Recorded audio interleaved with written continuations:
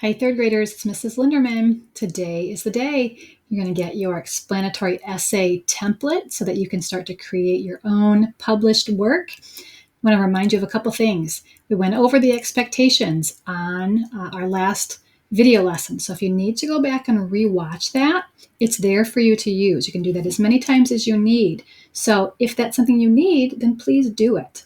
I also want to point out something to you, which is that checklist that I gave you quite a while ago, but I wanted to point some things out and make sure that as you are creating your published piece that you remember to do these specific things. All right, so let's kind of go over it quickly. Talks about the top that you've got your information grouped into 5 paragraphs. Remember, those are the parts of your power organizer. Those parts are also in the top corner of your slides. So you should have 5 separate paragraphs, right, of writing that are connected to your power organizer. You also want to make sure that you have a lead that kind of tells your reader a little bit about what's coming. Remember, we talked about some new leads this time. You could choose from a one-word lead. You could choose from alliteration, right? So that's using that same letter to start all of your words. You could also use the onomatopoeia, right? The one that is the sound of what something is like crack. That's exactly what it sounds like. So make sure that you use one of those 3 leads, not a question, right? Not something else that you've learned in the past. We're limiting you to those 3 new leads, and you got to choose. Remember, transitions. You have to go from paragraph to paragraph. So you want to make sure that you talk in that language. So remember I said, not every transition word is going to make sense. So you want to make sure it matches your essay. So things like first, or another reason, or one reason. So pay attention and make sure that it flows with your paragraphs. We're also going to be looking for an ending that causes your reader to kind of reflect, right? You're going to be offering either some advice or you're sharing your feelings, which is your hope or your wish for them. So those are the 2 things that you need to, or one of the 2 things you need to include in your conclusion.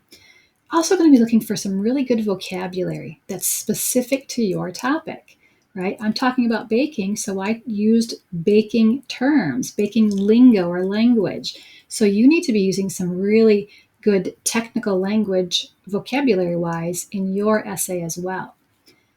Okay, one of the last things you have to remember to include is some kind of text feature. We talked about there are diagrams with labels, there are pictures that you could put in there, or drawings, illustrations with captions.